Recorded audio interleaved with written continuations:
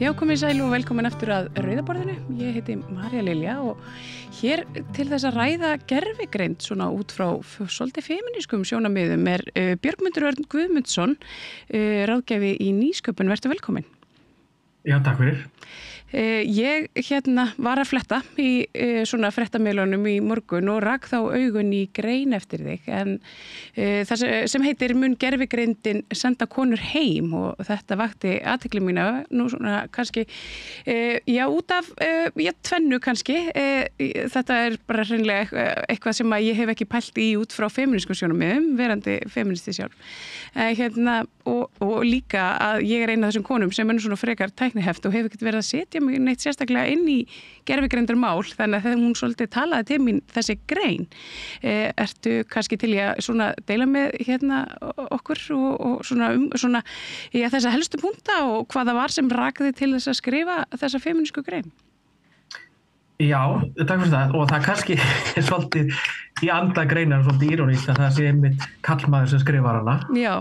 Sem kannski endurspeglar svolítið það sem ég var að skrifa það sem kannski vakti áhuga minn akkurat á þessu sjónarhorni ég á dóttur sem 20 sem að læra einmitt hérna í Danmörku, við búum í Danmörku, læra Sosuosun, assistant sem svipað sjúkralið á Íslandi með áherslu á digital technology, með þá gervigreind og róbóta og hún notar mjög mikið gervigreind í skólanum og bara í náminu sínu og þá fór maður svona, frábær hvernig þetta að hjálpa henni en á sama tíma maður að hlusta mikið ég hlusta mikið á podcastum gervigreind og það eru bara aldrei konur í þessum podcastum og svo rakst ég á grein inn á World Economic Forum þar sem að Dr. Silja að skrifa einmitt nýlega grein eða skýrslu til World Economic Forum að áhrif gervigreindar á kynin og það bara svo áhugavert að lesa að ekki bara mun gervigreindin hafa þau áhrif að mismunandi áhrif á konur og karlmenn hverjir að missa mögulega vinnuna út af þessari tækniþróun og hversu hratt að þróast heldur rannsóknir sína líka að konur hafa minni áhuga meiri segja konur sem eru í tæknigeirunum hafa minni áhuga á að læra gervigreind heldur en karlmenn og þetta var kannski svona kannski ákveðin svona kannski áskorun bara til kvenna að við þurfum að spá í þetta líka því að og endurtek, gervigreindin ekki að mismuna konum eða körlum heldur við vitum bara atvinnumarkaðurinn kynjaskiptur og það sem að gervigreindin hefur mest áhrif á, sérstaklega til að byrja með, eru kannski hefðbundnar kvennastéttir. Og það er það sem ég að skrifa og svo náttúrulega vonandi með lokaorðunum í greininni ég að koma með lausnir á því hvernig við getum kannski passað upp að þetta gerist ekki. Já, og lokaorðin í greininni eru eftirfarandi. Þú talar hérna að ef við gerum ekkert, þá getum við vaknað við þá staðarind að framtíð vinnunnar var byggð á gömlum hugmyndum með gömlu hlutverkaskiparinnar endur úthlutaðir í kyrþey og konur sendar heim. Nema við hönnum framtíð þar sem konur eru ekki bara varðar heldur valdefldar heima í vinnu og innan tæknina sjálfar. Og þetta mjög áhugavert. Þú talar einmitt að draumsýnin frelsi með gervigreind. Hún gæti einmitt endað sem svona afturkvarf til bara 50s þegar karlinn vann og konan var heima ef að við svona vöndum okkur ekki alveg aðeins. En þú talar aðeins það og það eru svona ákveðnar stéttir sem að finna kannski mest fyrir þessu. Hvaða stéttir eru þetta?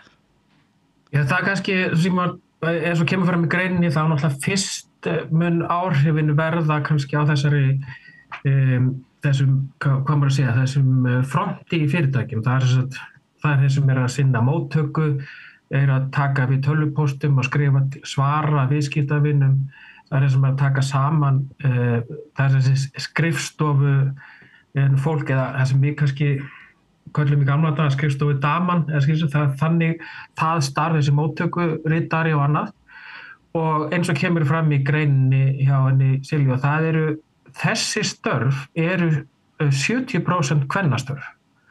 Og það þessi störf sem eru fyrst til þess að verða fyrir áhrifum af gervigreindarvæðingunni, vegna þess að gervigreindin farin að geta tekið saman til dæmis fundagerðir og til dæmis bara eins og í dag þegar ég fer á svona Zoom-fundi, að þá ég með gervigreind sem að tekur upp fundinn og skila með síðan skýrslu eftir fundinn með helstu niðurstöðum og hvaða ákvarðanir ég þarf að taka eftir, þannig ég þarf ekki að skrifa neitt niður sjálfur. Sama með tölvupósta, að flest fyrirtæki er í dag með gervigreind sem svarar automatist tölvupóstum, algengum spurningum. Ég held að flestir þjónustuverin og þessi bottarnir allir sem maður spjalla við með netspjallið. Já, ég ætla að segja það. Flestir kannast við þessa botta sem að þú tala við inn á símanum með allt þetta og bara dæmi, ég pantaði mér leigubíl daginn inn í Danmörku og hringdi bara í venjulega símanúmerið til að panta mér taxa og þá svaraði gervigreind og ég þurfti að tala við gervigreind og segja heimilisfangið og hún gat alveg tekið við því og leigubílinn kom, þannig að það virkaði. Þannig að við sjáum að þessi símsvörun, móttaka og allt þess að skjalastjórnun, bókhald og það bara staðreynd. Þetta eru að miklu leyti meirihluta kvennastörf og þetta þau störf sem verða fyrst fyrir áhrifum af gervigreind. Það sem síðan kemur eftir það sem frá samhliða þróunin á róbótunum að þetta mun koma meira inn í kennslustofuna. Það við mun sjá að það til dæmis skóli í Bandaríkjunum sem heitir Alpha School, sem bara eins og flest allir skólar í Bandaríkjunum engaskóli. En þeir eru farin að kenna með gervigreind, þar sem þau kenna allt akademískt námsefni á 2 klukkutímum á hverjum degi. Restin af deginum notar kennarinn til þess að kenna krökkunum samskiptahæfni, samvinnu og allt þetta.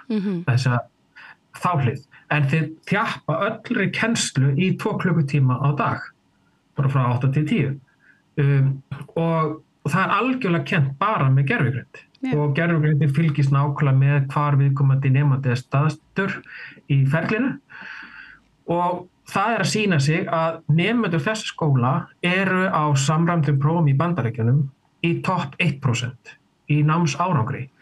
Og þá ég kannski ekki endilega að tala að því að gervigreind er svo góð í að kenna 2 tíma, heldur að nú fyrir meiri tími kennarana í að kenna nemendunum samvinnu og þessa tilfinningagreind og það alls saman. Þannig gervigreind þannig að koma inn í þetta og við vitum að kennara eru til dæmis að meirihluta konur, sérstaklega á Íslandi. Já. Og þarna kemur þetta inn, við sjáum að gervigreindin að koma mjög hratt inn í heilsugeirann, heilbrigðisgeirann. Það gerður uppskurðir á Landspítalanum í dag með hjálp róbóta. Greiningaferli mun verða mjög fljótlega allt gert með gervigreind. Gervigreindin mun líklega verða betri í að greina sjúkdóma og annað, lesa bara til dæmis ef þú ferð í röntgen, lesa myndir. Staðið fyrir að bíða í 2-3 daga eftir að fá niðurstöður, þá færðu það bara samstundis með hjálp gervigreindar. Og þetta eru mikið eins og hjúkrunarkonur, þetta eru kennarar sem eru uppistaðan kvennastörf. Þannig að það næsta bylgja sem mun hafa áhrif. Já, og það þetta áhyggjuefni svona út frá allavega svona feminísku sjónarmiði að þetta verði svolítið einmitt látið sitja á hakanum og maður hefur allavega ekki að mér vitandi hafa stjórnvöld eða svona yfirvöld, menntayfirvöld eða hreinlega heilbrigðisyfirvöld sett eitthvað svona, svona öryggisventil þarna á eins og til dæmis það hefur verið talað borgarlaun oft í svona samhengi við þróun og gervigreind til þess að tryggja efnahagslegt frelsi allra og þeirra sem að þá missa eitthvað úr sinni vinnu og svo náttúrulega þarf væntanlega að endurmeta hreinlega bara svona störf, hvað það þýði að vera í einhverju starfi versus hvað það þýði að vera róbóti í sama starfi. Já, nákvæmlega sko. Fyrsta lagi náttúrulega þarf að kannski gefa meiri, bara meta betur þessa mannlegu samskipti og þetta mannlega í störfum eins og umönnun og kennslu. Þannig að það sé ekki, þannig að gervigreindin sé ekki gera raunni einhvern veginn hjúkrunarfræðingin eða kennaran verðlausan eða minna verðmætan. Hann í rauninni með gervigreindin þá verður hjúkrunarfræðingur og kennari meira verðmætur í því að halda utan mannlega hlutan í einmitt umönnun og kennslu. Og náttúrulega eins og í dag, það er náttúrulega bara skortur á fólki alls staðar. Þannig að það er ekki, þannig að sömuleyti gætu við það hjálpað. En það sem kannski ég vildi koma til skila með greinin er að þeir sem að við þurfum öll að fara að byrja til einhver gervigreindina. Og ef að það er minni áhugi hjá konum að tilenga sér gervigreind, heldur köllum, að þá munu kallarnir rauninni taka þá störfin sem að konur eru að vinna í dag, en bara þegar þeir tilengu sér gervigreindina, þá halda þeir frekar sinni vinnu, vegna þess að framtíðin er að sameina hið mannlega og gervigreindina. Það er það sem að störfin verða áfram og verða til.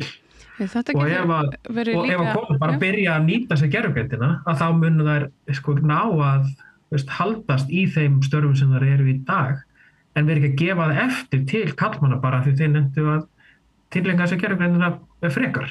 Já, þegar þú segir einmitt að konur ætti að tilenga sér gervigreindina, þá er oft talað þriðju vaktina, það er mikið að gera hjá konum. Sérstaklega konum í kvennastéttum og sérstaklega í lægri stéttum, það sem eru hverastéttir. Eins og bara skólaliðar og svo eru þetta bara sjúkraliðar og svo er heilbrigði starfsfólk af svona öðrum toga. Þannig að maður velti fyrir sér hvernig fari fyrir þessu fólki hreinlega í svona kapitalísku kerfi, þar sem maður sér að hinni fátæku þeir verða oft undir fyrir hagsmunum svona hinnum efnameiri og það er alltaf ykkur sem að verðist geta svona notfært sér lægra svona stjætt settara vinnuafl. Þannig að þetta svona fyrir mér þá er þetta mikið áhugjefni, svo að segja. Já, þetta er, maður getur, auðvitað er það hættan og við vitum það alveg að það hættulega við gervigreindina er náttúrulega bara öfgarnar sem að geta nýtt sér gervigreindina annarkvort til þess að gera fáa ríka eða til þess að vera með þetta svona allt kring sjáandi kerfi eins og til dæmis við erum að sjá þróast í Kína. Þannig að það er þetta misnota gervigreindina, en kannski það sem kannski gefur okkur kannski bara hinn venjulega einstaklingi í von er að eins og þá er gervigreindin opin öllum. Það geta allir byrjað að nýta hana og þetta er ekki spurning það, ég sem betur fyrr, þá á mínu heimili þá konan er farin að nota mjög mikið gervigreindina, hún er hjúkrunarfræðingur og þetta er bara fyrst og þetta er líka bara svona almennt í lífinu vegna þess að þegar maður byrjar að læra inn á gervigreind eins og ChatGPT eða Gemini eða DeepSeek eða hvað það er sem það heitir LLM eða Large Language Models þar sem þú ert að tala raunni við gervigreindin til að fá upplýsingar að það er að nýta þetta líka bara svona almennt í lífinu til þess að ég til dæmis er búin að búa með til minn eigin mentor sem hjálpa mér að halda stressi niðri, takast á við tilfinningar sem að gerast. Þannig að þetta líka bara getur hjálpað manni almennt í lífinu og þó maður byrjaði bara þar, að takast á við, hvernig ná ég að takast á við unglingana á heimilinu, hvernig get ég bætt samband mitt við makan. Bara það að byrja að nota þarna, þá lærir maður inn á hvernig þessi hlutir virka og svo koma þeir hægt og rólega inn í vinnuna og Danir hafa farið þessa leiði mitt að byrja að kenna þeim sem eru bara sérstaklega, sem eru að læra sjúkraliða eða hjúkrun á tæknina og innleiða þannig smátt og smátt. En það er ekki víst að það sé bara nógu hratt, því að þessi gervigreind er að þróa svo óbóðslega hratt. og vandinn sá að þróunin verði hraðari heldur við náum að taka við henni, þannig að fólk sem hefur ekki bara byrjað, að því verður bara svona hægt að róla ítt út af markanum og það kannski hættan. En ég held að, en bara nota bene, ekki, sko, það ekkert stress í gangi, bara það að byrja þarna, að byrja að logga sig inn á eins og þetta OpenAI sem til dæmis á íslensku sem betur fer, við getum við þakklátt fyrir það að stjórnvöld fengu íslenskuna inn í ChatGPT tímalega, þannig að það þekki, og maður getur talað við hana, maður þarf ekki að vera snillingur að skrifa og byrja bara þessa, að því að margir halda að ChatGPT sé bara svona gott Google leitavél, en það það alls ekki. Já, fólk verður nota það svolítið með þeim hætti. Nú hafa umhverfisverndarsinnar gagnrýnt einmitt slíka notkun á gervigrindinni því að hún sé orkufrek og bara einfaldlega með því að vera kurteis við gervigrindina og segja þakka þér kærlega fyrir, þá ertu að nota, þú veist, eina svona litla hálslítra flösku af vatni samkvæmt einhverju sem að ég les. Það var nú ekki Sam Altman að segja bara það að við segjum please, að þá notum við eitthvað áleika, einhver megavatt af raforku, þetta var eitthvað áleika sko. Akkurat. En sko málið bara það sem að þetta við, ég stundi líkti við sko, Ísland bara svo lítil þúfa á milli tveggja fjalla og þessi 2 fjöll eru Bandaríkin og Kína sem eru bara á fullu að þróa ekki bara gervigrind, heldur líka róbótatækni. Og það eru 20 fyrirtækja sem eru núna að þróa bara róbóta sem eru lít út eins og menn og geta gert það sem við erum að gera. Og það bara, og nú þegar eru komnir róbótar sem eru með fætur og hendur og höfuð og allt þetta, byrja að vinna í bílaverksmiðjum, til dæmis í Kína og við vitum að Elon Musk að fullu að þróa þetta. Þannig að þetta kemur hvort sem að okkur líkar það betur eða verð. Og þess vegna, ég veit að þetta kannski ekki það, ég mjög mikið fyrir það að við eigum eins og við getum að taka þessi jarðefnaeldsneyti út eins og mögulegt og algjörlega reyna að byggja upp græna orku. En við stoppum ekki þessu þróun. Það eina sem við getum gert að byrja að nýta okkur vegna þess að þegar við getum byrjað að nota gervigreindina af einhverju alvöru, að þá mun það hjálpa okkur í umhverfisvernd. Vegna þess að gervigreindin mun hjálpa okkur að nýta auðlindin miklu betur. Það mun hjálpa okkur að, til dæmis að finna leiðir til þess að við séum ekki að menga svona mikið í, til dæmis í landbúnaði. Það mun hjálpa okkur að finna leiðir til þess að gera betri græna orku, til dæmis. Þannig að til styttri tíma, gervigreindin kannski ekki umhverfisvæn, en hún mun hjálpa okkur af því að þetta rauninni bara bæta við.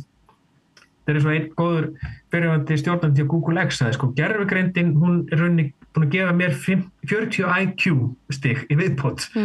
Og ef við verðum gáfari, þá ættum við að geta tekið betri ákvarðanir og með hjálp gervigreindar ættum við að geta fundið leiðir til þess að gera líf okkar grænna, bæði til auðlinda sem við erum að taka úr jörðu og líka þá í bara endurnýtningu. Mér langar aðeins svona áður en að ég sleppi þér að spyrja þig aðeins nánar út í þessa leið sem að Danir að fara, þessa nýju mentalínu. Ertu til að segja okkur aðeins frá henni? Já, í grunninn þetta bara hefðbundi svona social assistant, þetta í rauninni mjög svipað á sjúkraliði og ekki alveg nákvæmlega sama. En þeir rauninni bara bæta rauninni sérhæfingu í gervigreind og róbótatækni inn í námslínuna.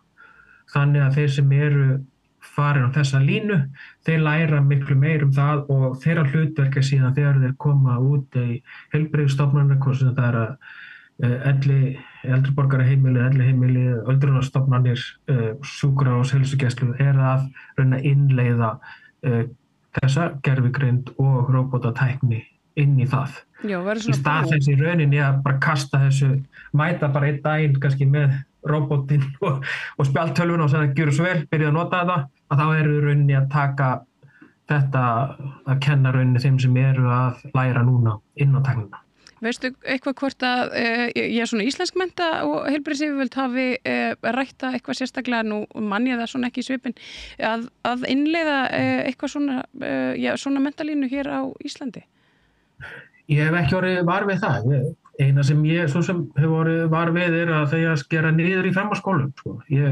Það verið snúið að eina sem ég séð menntamál sem fara að gerast á Íslandi.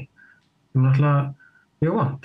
Og það sko, ef við ætlum að hugsa bara menntamál til framtíðar, þá þurfum við að einbeita okkur að því.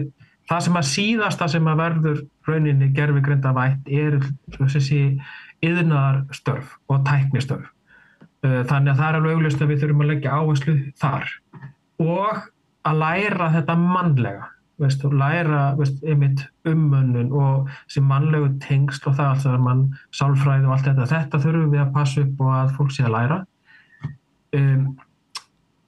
Ég efast að það er ekki mörg lönd sem eru byrjuð eitthvað að hugsa það hvernig framtíðin verður eftir gervigreind því miður. Og Ísland er ekkert eitthvað eitt og sér á báti með það.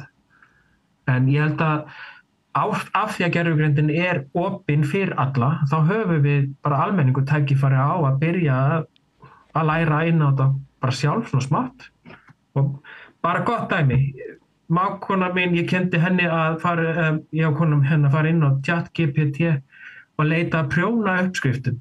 Og hún fann prjónauppskrift, gat látið ChatGPT búa til mynd af því, af peysunni sem hún vildi prjóna, og svo settu mynda sjálfur sér og gervigreindin klæddi hana í peysuna. Já. Þarna erum við komin núna. Og þarna er bara eitthvað sem er skemmtilegt, áhugavert og bara við byrjum þar. Þetta þarf ekki endilega að vera þannig, nú þarf ég að fara að tilengja mig gervigreindina í vinnunni til þess að blablabla. Nei, byrjum bara á því að gera hana, innleiða hana inn í okkar daglega líf til að gera okkur bara sjálf, hæfari og skemmtilega einstaklingar, betri í samskiptum og bara í okkar svona kannski áhugamálum. Já. Ég held að við látum þá kannski bara vera að loka orðin, en það voru þau mjög góð. Þakka þér kærlega fyrir að vera hérna með okkur, Björgmundur Örn Guðmundsson. Það var frábært að heyra í þér og við bara byggjum kærlega og vel að heilsa til Danmerkur.